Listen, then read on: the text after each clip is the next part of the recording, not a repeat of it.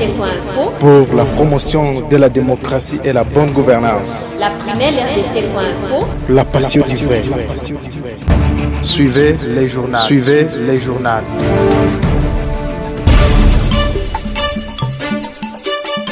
Lundi 18 mai, Web Journal La Prunelle. Les titres dans la région de Béni. Au Nord Kivu, les rebelles continuent à tuer des paisibles citoyens. Ce dimanche, ces miliciens ougandais ont attaqué les villages Kokola. Même opération à Longupa. Notre permanent à Béni y revient dès le début de ce Web Journal.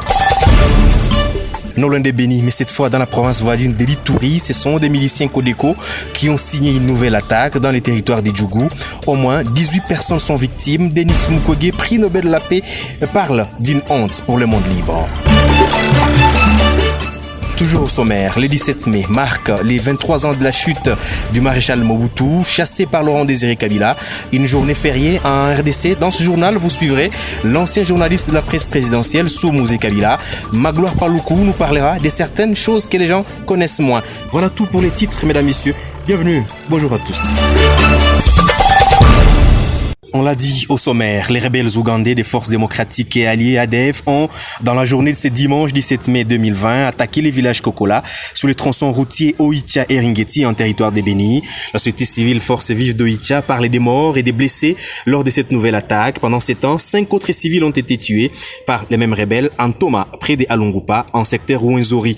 Sur place à Béni, notre permanent Roger Kakolirai. Au moins 7 personnes ont été tuées par des rebelles EDF au village Kokola sur la route Oicha-Ringeti ce dimanche dans la journée. Outre des morts, la société civile d'Oicha, chef-lieu du territoire de Béni qui livre la nouvelle, ajoute que 3 autres personnes ont été blessées et des maisons incendiées. Philippe Bonané est président des forces vives d'Oicha. Nous venons d'apprendre qu'il y a déjà 7 personnes qui viennent de mourir, 3 blessés aussi. Et certaines maisons sont incendiées là-bas. C'était à partir de 9 heures. Partout à le long de la route, il y a les positions phares d'essai. Donc, c'est plusieurs. C'est une chose qui est en train de nous faire étonner. Nous, Mango, si nous faisons quoi? Et là, on est en train de se demander comment les EDF soient chaque fois toujours arriver en cours de route et comme ça, tout à connaître que nous avons des militaires en cours de route. C'est très honteux, messieurs les journalistes. Pendant ces temps, 5 autres civils venaient d'être tués par les mêmes rebelles le week-end dans les villages Ntoma, situés dans le secteur de Rwenzori à territoire de Béni toujours. À ce sujet, le chef du secteur rassure que ce bilan reste provisoire étant donné que la fouille continue. Bozi Sindiwako. Présentement, on est à 5 victimes. L'un des victimes, le corps avait été récupéré hier. La journée, le soir, on en a récupéré encore 4. En fait, les fouilles continuent par les FARDC. Ils ont lancé une patrouille parce que c'est à la limite avec le parc. La personne ressource encourage la population à collaborer avec les forces de sécurité, surtout par la dénonciation, pour que l'ennemi soit totalement anéanti. D'abord de prendre le courage et de nous unir à nos forces armées de la République et au service de sécurité pour qu'on puisse définitivement mettre fin à ces aventures des ADF qui nous endeuillent jour et nuit, et aussi d'être vraiment très vigilant à chaque fois qu'on a une information, qu'on ne tarde pas à la mettre à la position de nos services de sécurité. Béni. Roger Kakoulerai pour la prunelle RDC. Au même moment, le docteur Denis Mukwege, prix Nobel de la paix 2018, a condamné ce dimanche 17 mai la nouvelle tuerie enregistrée la veille dans plusieurs agglomérations de l'Ituri et particulièrement la mort d'au moins 18 personnes au village d'Issawada, un groupement beaucoup dans les territoires de Djougou.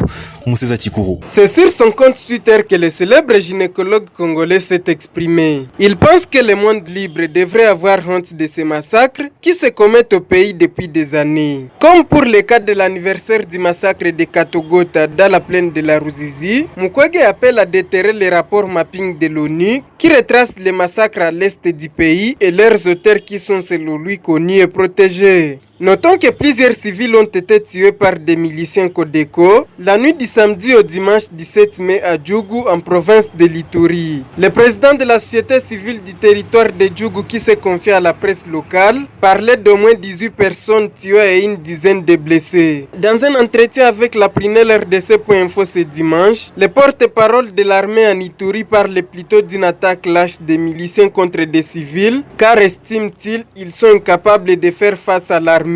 Gilles Ngongo a présenté ses compassions aux familles des nouvelles victimes de cette tuerie. L'armée réitère son engagement de tout faire pour être partout afin de protéger la population. Pour y arriver, celle-ci appelle la population à continuer à collaborer avec elle pour que les projets des miliciens soient vite déjoués et étouffés. Retournons au Nord Kivu, mais cette fois à Goma où la police lacustre indique avoir intercepté une pirogue motorisée transportant plus de 30 tonnes de riz et d'huile végétale en provenance du Rwanda.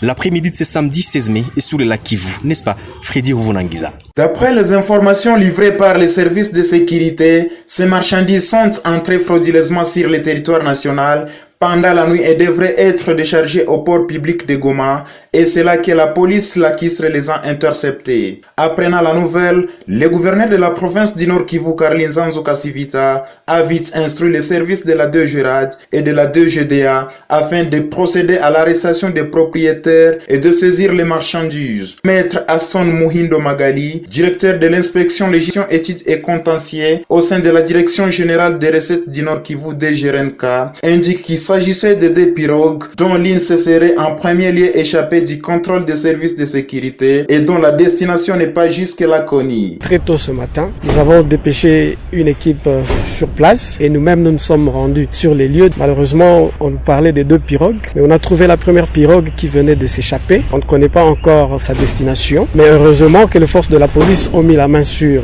les propriétaires de cette pirogue-là qui sont déjà aujourd'hui aux arrêts et ils sont en train d'être auditionnés. Dans les heures qui vont devoir intervenir, nous aurons des informations beaucoup plus précises en rapport avec cette première pirogue qui s'est échappée. Notons qu'après cette opération, ces marchandises ont été vite conduites à l'entrepôt de la DGDA afin de passer aux procédures douanières du fait qu'elles tentaient d'échapper au contrôle fiscal. Depuis Goma, Freddy Ruvunangiza pour la Prunelle RDC.info. Parce que nous parlons du lac Kivu, en plus bref à Bukavu, un bateau de plaisance a fait naufrage. Selon plusieurs sources, il avait à son bord au moins 20 personnes, des jeunes à majorité, dans une randonnée pour, apprend-on, fêter l'anniversaire d'un des leurs. Les ministres des Transports et voies des communications au sud Kivu, Swedi Bastila, avant cette journée, un bilan des 4 corps déjà repêchés, 13 rescapés et les recherches se poursuivent. Dans la foulée, Didier Okitolo Tundula, vice-ministre de l'économie nationale en RDC, demande qu'une enquête minutieuse soit menée pour établir les responsabilités. Toujours au sud Kivu, mais cette fois dans les sud-sud, où les forces armées de la République démocratique du Congo pointent clairement du doigt les groupes armés et Twirwaneho dans la détérioration de la sécurité à Minembwe. Nous sommes dans les hauts plateaux des Fizi.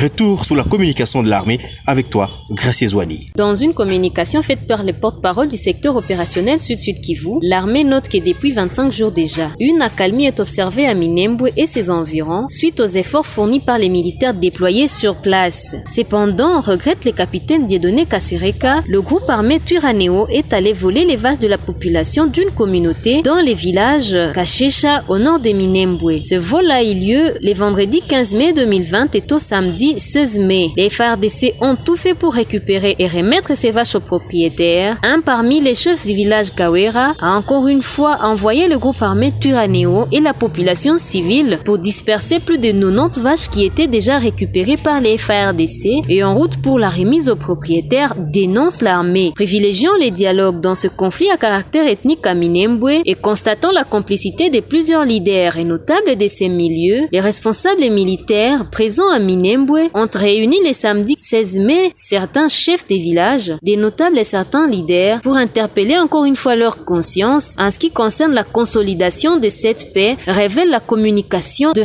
FARDC. Selon toujours les mêmes sources, c'est pourquoi le commandant secteur Sud-Sud Kivu, le général de brigade Gabi Boswane, demande aux notables et autres leaders de Minembwe de sensibiliser davantage leurs jeunes afin qu'ils évitent le comportement de provocation entre communautés, des peurs d'hypothéquer les climats de paix observés ces derniers temps à Minembwe et ses environs et démarrer avec le développement de la zone, écrit le capitaine Kasereka. Et à Kinshasa, nous venons de l'apprendre, le Fonds national de solidarité contre le coronavirus a officiellement démarré la campagne de mobilisation des fonds de solidarité contre la pandémie en République démocratique du Congo. Une campagne lancée ce lundi 18 mai à Kinshasa. Les coordonnateurs du comité de gestion, l'un des organes de cette structure créée par le président de la République, appellent les personnes de bonne volonté, les institutions et partenaires de la RDC à se mobiliser. Dans cet extrait, le révérend Dominique Moukania. Le comité de gestion tient à informer le public que son compte bancaire porte le numéro 000 18 005-0232 suivi de 60 996-39 USD dans les livres d'Equity Bank. C'est pourquoi le fonds lance ce jour un appel à contribution à toutes les personnes de bonne volonté, personnes physiques ou morales, entreprises publiques ou privées, institutions, partenaires humanitaires et de développement, etc. Également, en bref, la ville de Goma et les territoires de Rutshuru seront en confinement total pendant 14 jours à partir du mercredi 20 mai après la déclaration de 7 nouveaux cas de Covid-19 au chef-lieu du Nord Kivu. Caroline Zanzuka Sivita qui fait cette annonce souligne que dès le même mercredi, un couvre-feu sera instauré à Goma à partir de 20h. Pas de circulation des personnes. Un arrêté sera signé dès mardi pour annoncer d'autres mesures et les sanctions irrélatives. Pour finir ce web journal, vous le savez déjà, 17 mai 1997, 17 mai 2020. Voici 23 ans depuis que Laurent Désiré Kabila avait chassé le maréchal Mobutu du pouvoir. Mais qu'à retenir de la rébellion dite révolution de Musée Laurent Désiré Kabila, ou qu'est-ce qui reste de lui? L'un de ses premiers journalistes et archivistes, Magloire Paluku, vient de publier une tribune qui révèle ce que beaucoup ignorent. Par exemple, que c'est à Goma que Laurent Désiré Kabila était devenu président de l'AFDL. Son fils, Joseph Kabila, avait dirigé la guerre des prises de Kisangani, que Musée Kabila aurait fait 1/10 de la population congolaise, des militaires et policiers professionnels.